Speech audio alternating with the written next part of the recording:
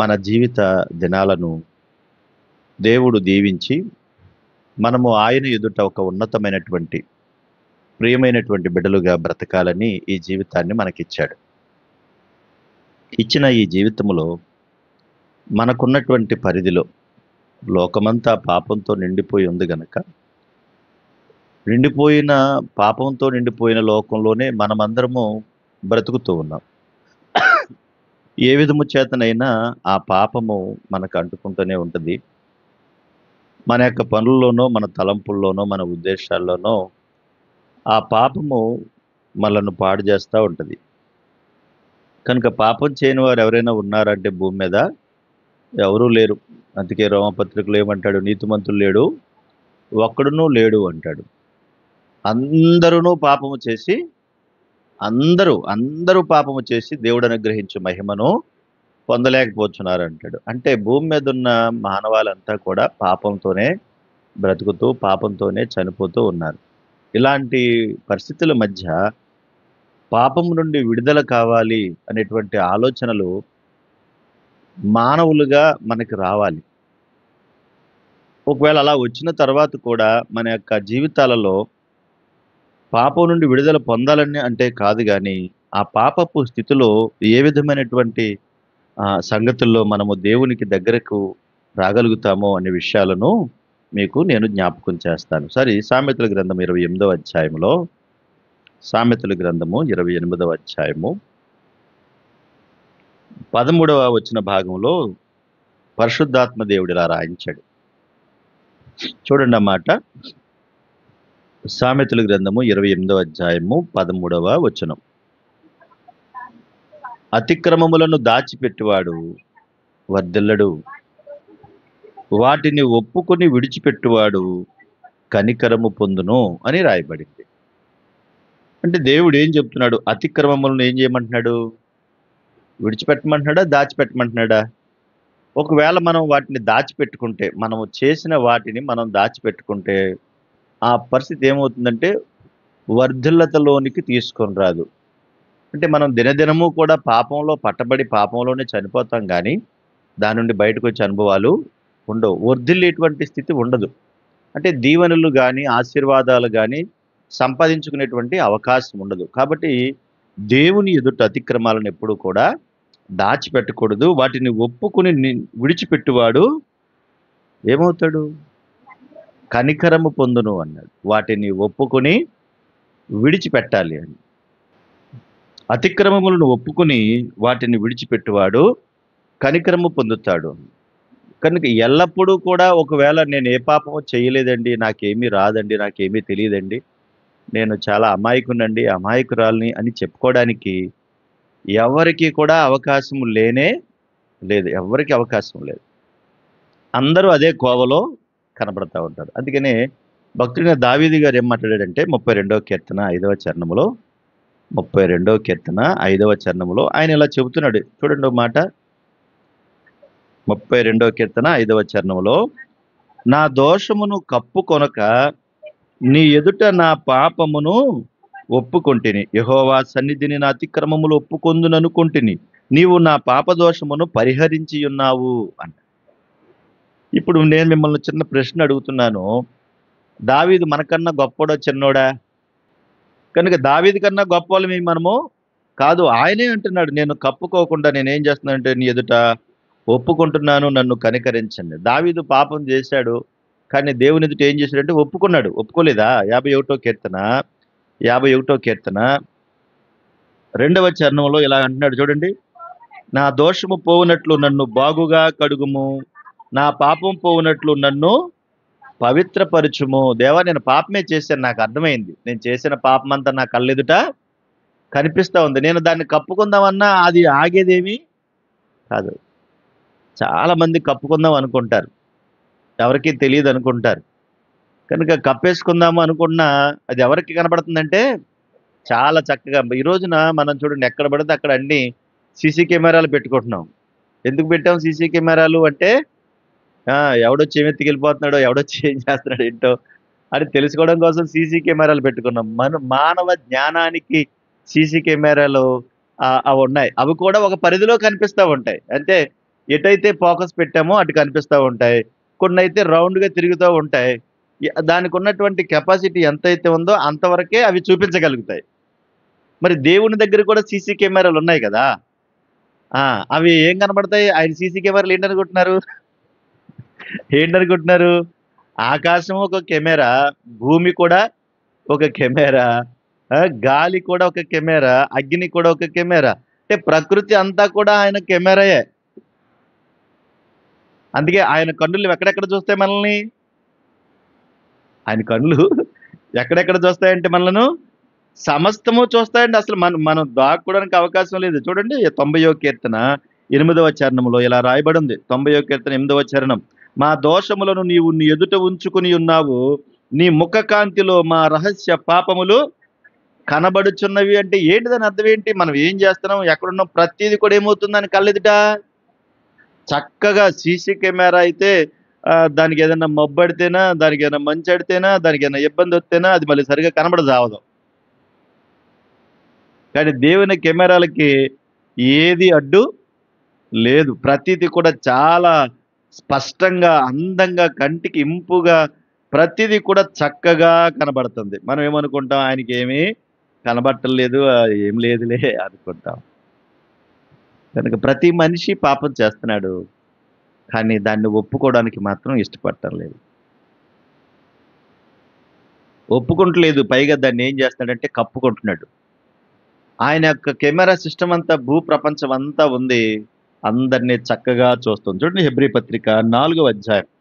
Hebrew పత్రిక 4 అధ్యాయం 13 వచ్చిన భాగాన్ని కూడా చూడండి. హెబ్రీ పత్రిక 4:13. మరియు ఆయన దృష్టికి కనబడని స్పృష్టము ఏదియూ లేదు. మనం ఎవనికి లెక్క ఒప్పజెప్పవలసి ఉన్నదో ఆ దేవుని కన్నులకు సమస్తమును మరుగులేక తేటగా ఉన్నది అని. ఏది మరుగు లేదటండి అది. మరుగు అంటే దాయడం కదా! ఇప్పుడు ఆయన ఎదుట మనం దాయగలిగింది ఏముందంటారు? ఏం దాయగలుగుతాం? పిల్లలకి కనపడకుండా ఏదైనా దాద్దామన్నా గూడా ఏదో రకంగా దాన్ని కనిపెట్టుకొని మొత్తం మీద తెచ్చుకొని నెత్తంట పోసుకొని శుభ్రంగా తినేస్తారాళ్ళు. పిల్లల దగ్గరే ఏమి దాయలేకపోతున్నాం కదా! అలాంటిది దేవుని దగ్గర ఏం దాయగలిగిందుంటది? ప్రకృతంతా కూడా చక్కగా కళ్ళే దానికి. కనుక ఏమి నిర్ణయించుకుంటున్నాం మనమంటే, మనంతట మనమే మనం చేసినటువంటి దోషాలను, పాపాలను కప్పుకొని, దేవుణ్ణి చక్కగా ఆరాధించాల్సినటువంటి వారము దేవునికి దూరంగా బతికేస్తున్నాం. ఇప్పుడు నువ్వు కూడా ఆలోచించు నువ్వెక్కడున్నావో? పాపానికి దగ్గరగా ఉన్నావా? దూరంగా ఉన్నావా? పాపాన్ని కప్పుకుంటున్నావా? ఒప్పుకుంటున్నావా? దోషాలన్నీ క్షమించమనే స్థితిలో నీకు వస్తున్నావా? అంతకంతకీ దోషాలు పెంచుకుంటున్నావా? అంటే దీనివల్ల నువ్వేమవుతావంటే, దేవునికి దూరమవుతావు, సన్నిధికి దూరమవుతావు. అన్నిటికి మించి నీ సృష్టికర్తను విడిచి తిరుగుతావు. ఎంత ప్రమాదమో ఆలోచించాలి. కనుక ప్రతిరోజు వాక్యం వినబడుతుంది. నీతో మాట్లాడుతూ ఉంది. ఆ వాక్యం నీతో మాట్లాడుతున్నప్పుడు వాక్యానికి లోబడేటువంటి గుణం నీ లోపలికి రావట్లేదంటే నువ్వెక్కడున్నావో అర్థం చేసుకో. అర్థం చేసుకొని ఎక్కడ ఏ విధమైనటువంటి స్థితి ఉందో కాస్త మనం దృష్టి తెచ్చుకోగలిగితే అసలు నేనెవరు? నేనేం చేస్తున్నాను? ఎక్కడున్నాను? అనే స్థితి మన హృదయ తలంపులోనికి వస్తది. లేదండి నేనసలు ఏ పాపము చేయనండి. నాకు అన్నీ తెలుసండి. నేను పల్లెత్తు మాట ఎప్పుడు ఎవరిని ఏమీ అనలేదండి. పైకి అనలేదేమో లోపల ఎన్నుంటావు? పైకి అనవు గాని లోపల ఎన్నంటావు? ఇంకా ఆయనేమంటున్నాడు చూద్దాం చూడండి ఎంత బావుంటదో. ఇర్మియా గ్రంథం 2వ అధ్యాయము. ఇర్మియా గ్రంథం 2వ అధ్యాయము 22 వచ్చిన భాగాన్ని చూడండి. ఇర్మియా గ్రంథము 2:22. నీవు క్షారముతో కడుగుకొనినను, విస్తారమైన సబ్బు రాసుకొనినను, నీ దోషము మరక వలె నాకు కనబడుచున్నది. ఏంటంట? కప్పుకోవడానికి ఏం చేస్తున్నాడంటే పాలాభిషేకం చేసుకుంటున్నాడంట. క్షారం అంటే పాలు. పాలాపు చేసుకొని మొత్తం అంతా కడిగేసుకున్నా గాని ఎక్కడ కడుగుతున్నావేటి? నువ్వు ఎంత గొప్పగా ఆ పాలు మీద పోసుకొని నువ్వు కడుక్కున్నా నేషనల్ లక్స్ కదా! అంత గొప్ప సబ్బెట్టి నువ్వు రాసుకున్నా నీ దోషం ఎలా కనబడుతుంది? మరక వలె కనిపిస్తా ఉంది. అసలు ఎవరు వాడరండి. నేనన్ని కాస్ట్‌లీ వస్తువులే వాడతానండి. నాది అంతా కాస్ట్‌లీ అండి. అసలు ఈ సబ్బు లేకపోతే అసలు చేసినట్టే ఉండదండి అని గొప్ప ఫీలింగ్లు ఇస్తారు కదా. కానీ ఏమి రాసుకున్న దేనికి రాయాలి అంటే ఒంటికే రాయాలి కానీ హృదయానికి మాత్రం పోదు. కాబట్టి నీ ఒంటికి పట్టిన గజ్జి పోయిందేమో, నీ ఒంటికి పట్టిన దురద పోయిందేమో కానీ నీ లోపల ఉన్న హృదయం మాత్రం దేవుని ముందు ఆ దోషాలు, ఆ పాపాలు చక్కగా మరకలన్నీ కనిపిస్తున్నాయి. అంటే ఇన్ని కనిపిస్తున్నప్పుడు మనం ఏం చేయాల్సినటువంటి పని ఏంటి? దేవునికి కనబడిందంట ఏమీ లేదు. దేవుని ఎదుట అంతా చక్కగా కనబడతా ఉంది. కనుక ఇందులో నేను దాయగలిగేది ఏమి లేదు, దాచేది ఏమీ లేదు. కనుక నేను ఇప్పుడు ఎవరి ఎదుట ఉన్నానంటే దేవుని ఎదుట ఉన్నాను కదా అని వెంటనే ఏం చేయాలి ఇప్పుడు? కప్పుకోవాలా? ఒప్పుకోవాలా? ఒప్పుకోవాలి. కప్పుకున్నంత మాత్రాన అదేమి దాచిపడేదైతే కాదు కదా మరి. కాబట్టి దాన్ని దేవుని ఎదుట ఒప్పుకోవాలంటున్నాడు. ఒప్పుకోకుండా కప్పుకుంటే ప్రమాదకరంలోకి వెళ్తావు, వ్యర్థుడు అవుతావు, వర్ధిల్లవు అన్నాడు. నువ్వు ఒప్పుకుంటే నువ్వు కనికరాన్ని పొందుతావు అంటున్నాడు. దేవుణ్ణి ఆరాధించాలంటే ఒప్పుకునే గుణం ఉండాలి. ఒప్పుకునే గుణం ఉండాలి. నిజాయితీ ఉండాలి. యథార్థత ఉండాలి. ఎస్, ఇది నేను చేసింది తప్పు, ఇది నేను చేసింది తప్పే, నా ప్రభా నాకు నీ కళ్ళెదుట ఇది కనబడుతుంది నాయన, నిజమే ప్రభా అని ఒప్పుకునే ఆ కెపాసిటీ, ఆ ధైర్యం కూడా ఉండాలి. చాలా చాలా మంది అలాగా చేసుకోలేరు, ఒప్పుకోలేరు, అవమానం అనుకుంటారు. కానీ దానియేలు ఏమంటున్నాడు చూడండి ఒకసారి. దానియేలు గారు మాట్లాడుతున్న మాట చూడండి. దానియేలు గ్రంథము 9వ అధ్యాయం 6వ వచన భాగం చూడండి. నీ ఆజ్ఞలను, నీ విధులను అనుసరించట మాని పాపులమును దుష్టులమునై చెడుతనమందు ప్రవర్తించుచు తిరుగుబాటు చేసిన వారము అంటున్నాడు. ఇప్పుడు మళ్ళా ప్రశ్న అడుగుతున్నాను. దానియేలు మనకన్నా గొప్పోడా చిన్నోడా? అసలు దానియేలుతో పోల్చుకోవడానికి కానీ దావీదుతో పోల్చుకోవడానికి మనకేమన్నా ఎంత జ్ఞానం అన్నా ఉందా? కనీసం ఎంత ఇదన్నా ఉందా చెప్పండి. కానీ దానియేలు కూడా ఏమంటున్నాడంటే అయ్యా అని అందరినీ కలుపుకుంటూ, అందరితో పాటు తనను కూడా కలుపుకుంటూ, మేము పాపులము, మేము దుష్టులము, మేము చెడుతనము అందు ప్రవర్తించిన వారము, మేము మీ మీద తిరుగుబాటు చేసిన వారమని తన తరపున, తన ప్రజల తరపున ఒప్పుకుని గొల్లుమని ఏడుస్తూ ఉన్నాడు దానియేలు. 19వ వచనం కూడా చూడండి. ప్రభువా ఆలకించుము, ప్రభువా క్షమించుము, ప్రభువా ఆలస్యము చేయక చెవియొగ్గిన మనవి చిత్తగించుమంటున్నాడు. ప్రభువా మమ్మల్ని క్షమించుము, మమ్మల్ని క్షమించుమంటున్నాడు. ఎవరి తరపున? తనతో పాటు ఉన్నవారిని కూడా ఏమంటున్నాడంటే మమ్మల్ని క్షమించు నాయన అని బ్రతిమల ఏడుస్తున్నాడు. దానియేలు అంతటి వాడు ఏడుస్తున్నాడు. దావీదు అంతటి వాడు ఏడుస్తున్నాడు. అదేంటో మనం చేసిన పాపం మన కళ్ళెదురు కనబడతా ఉన్నా, దేవుని ఎదుట అది చక్కగా కనిపిస్తా ఉన్నా మనకు ఆ పశ్చాత్తాప గుణం రావట్లా. అది కదా బాధపడాల్సినటువంటి పరిస్థితి. అదే కదా ఇబ్బంది కలిగించేది. మరి ఎప్పుడు ఆరాధకులు అవుతావు? అక్కడే 20వ వచనంలో కూడా ఉంటుంది. నేను ఇంకా పలుకుచూ ప్రార్థన చేయుచుండగా పవిత్ర పర్వతము కొరకు నా దేవుడని యెహోవా ఎదుట నా పాపమును నేను ఇంకా పలుకుచు ప్రార్థన చేయుచు పవిత్ర పర్వతము కొరకు నా దేవుడైన యెహోవా ఎదుట నా పాపమును అంటాడు. ఏమంటాడమ్మా? నా పాపమును. నా అంటే ఎవరమ్మా? నా అంటే నేనే. నా అంటే ఎవరంటే నేనే. నా పాపమును అమ్మా నా జనము యొక్క పాపమును అన్నాడు. నా జనము యొక్క పాపమును ఏం చేస్తున్నాడట? ఒప్పుకుంటున్నాడు. నా పాపమును ఒప్పుకుంటానంటున్నాడు. నా జన్మ యొక్క పాపమును ఒప్పుకుంటున్నాడు అంటున్నాడు. అంటే నా పిల్లల కొరకు, నా చుట్టూ ఉన్న పిల్లల కొరకు నేనేం చేయాలి వద్దా? కనుక నా కుటుంబ పాపం కొరకు ఒప్పుకోవాలి, నా పాపం కొరకు ఒప్పుకోవాలి, నా చుట్టూ ఉన్న వారి పాపం కొరకు కూడా ఒప్పుకొని ఆయన అంటున్నాడు కదా, నా దేవుణ్ణి విజ్ఞాపన చేయుచుంటిని అన్నాడు. ప్రభువా నేను పాపని, నా చుట్టూ ఉన్న నా జనులు, నా స్వజనులు కూడా ఉన్నారు అందులో, వాళ్ళు కూడా పాపం చేస్తున్నారు ప్రభువా, వారిని ఏం చేయ ప్రభువా, రక్షించు నాయన, కాపాడు ప్రభువా, కనికరించు ప్రభువా అని. అంటే ఇది ఒప్పుకోవటంలో కూడా దేవుని యొక్క ఆరాధన ఉంది. ఒప్పుకోవడంలో కూడా దేవుని ఆరాధన ఉంది. దేవుడు ఒప్పుకున్న వారిని ఏమంటున్నాడు? వర్ధిల్ల చేస్తాడు, కనికరాన్ని చూపిస్తాడు. కప్పుకున్న వారిని కనికరం ఉండదు, వర్ధిల్లే పరిస్థితులు కూడా ఉండవు. కనుక దీన్ని కాస్త గ్రహింపులోనికి తీసుకుని రావాలని నేను ఆశపడుతున్నాను. లోకాసు వార్త 15వ అధ్యాయంలో మనకు తెలుసు, అక్కడ ఒక తప్పిపోయినటువంటి కుమారుడు ఉన్నాడు. అక్కడ మనకు తెలుసు కదా, ఉన్నాడు కదా, తప్పిపోయినటువంటి కొడుకు, ఒక మంచి కొడుకు. ఆ కొడుకు ఏం చేశాడు? ఆ కొడుకు? నా ఆస్తిలో నాకు వాటా కావాలి. నువ్వు ఇల్లు ఎవడి కోసం కట్టావురా? నా కోసమే. నువ్వు బిల్డింగ్ ఎవడదరా? నాదే. నీకున్న ఆస్తిపాస్తులు నావే. నీకున్న బంగారం అంతా నాదే. కనుక ఇద్దరు కొడుకులు ఉన్నారు. నేను చిన్న కొడుకుని, ఆడు పెద్ద కొడుకు. కనుక చిన్న కొడుకుని దగ్గరుండి అన్ని నేను చూసుకుంటాను, కానీ ముందు నా వాటా నాకు ఇచ్చేయి అన్నాడు. నా వాటా నాకు ఇచ్చేయమంటే, ఒరే బాబు అదేంట్రా అలా ఉంటావు? నేను ఉన్నంతకాలం ఇదంతా మీదే కదా, మీరు నా వారే కదా, ఎందుకురా బాబు అని అంటే, వాడు అదేమీ కుదరదు, నా వాటా నాకు పంచి ఇచ్చేయి అన్నాడు. కడుపు నిండిన వాడు, బైబిల్ ఇలా రాయింది, కడుపు నిండిన వాడికి ఏమవుద్దంట?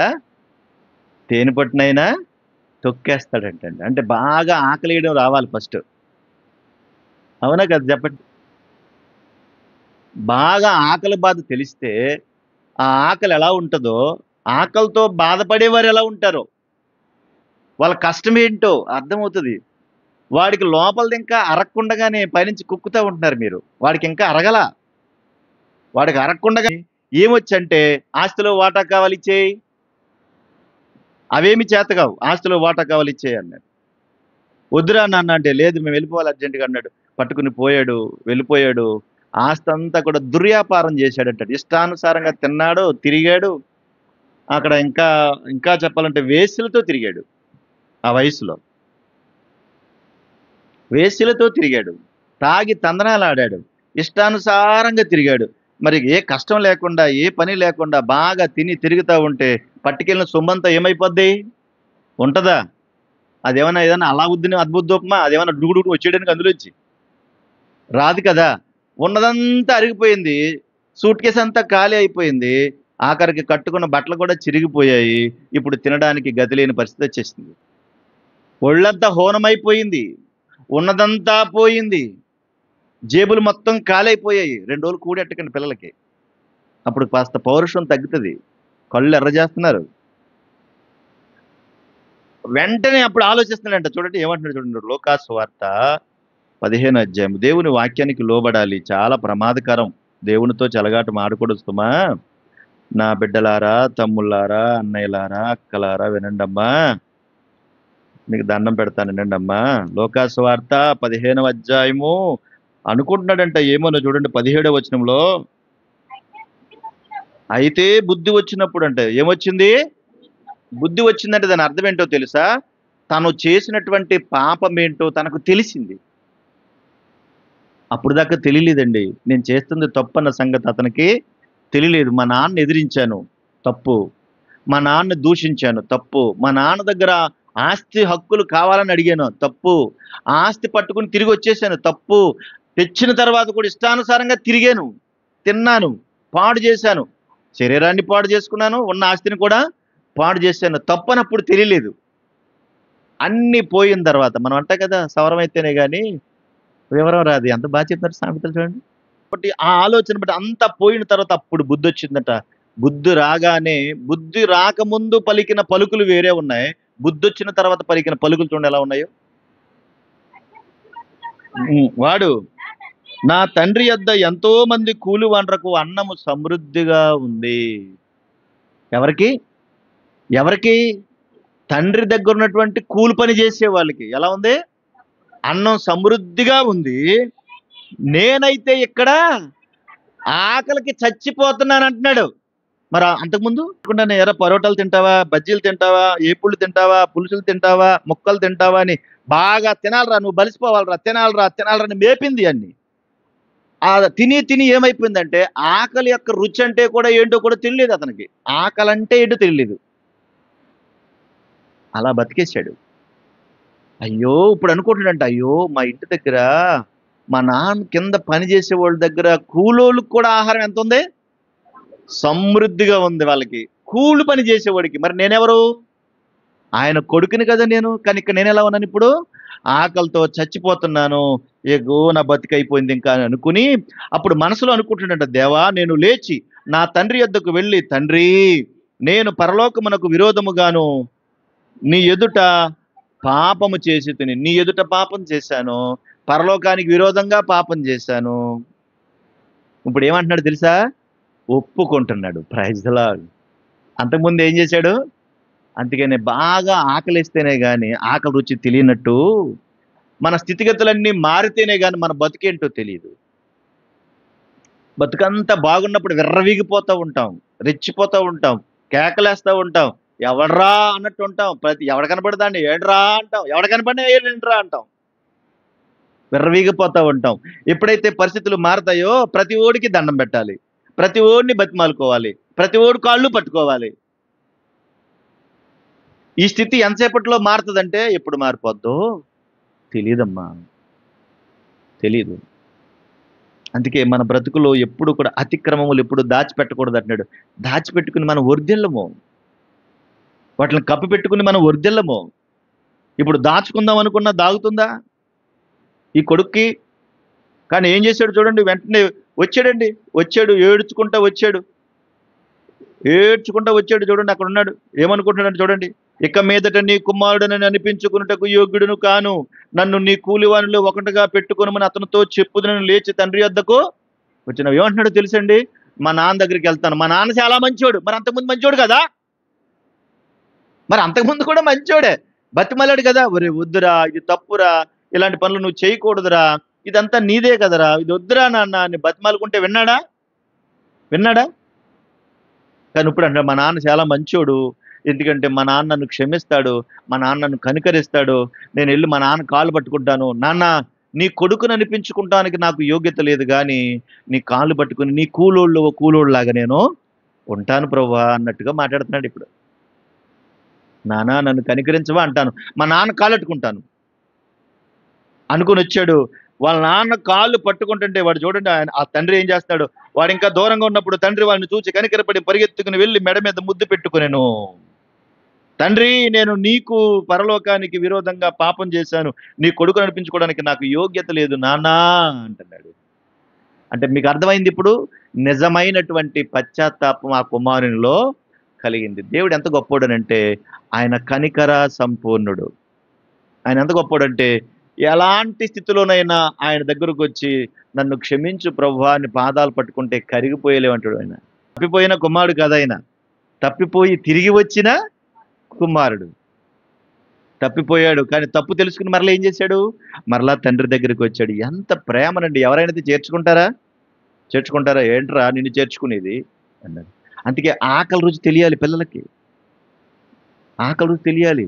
ఆకలి రుచి తెలిస్తే భౌతికంగా శరీరం ఎలా ఉంటుందో వాళ్ళకి అర్థమవుతుంది. కడుపు నిండా ఉంటే ఆ రుచి తెలియక ఇష్టానుసారంగా మాట్లాడుతూ ఉంటారు, ఇష్టానుసారంగా ప్రవర్తిస్తూ ఉంటారు.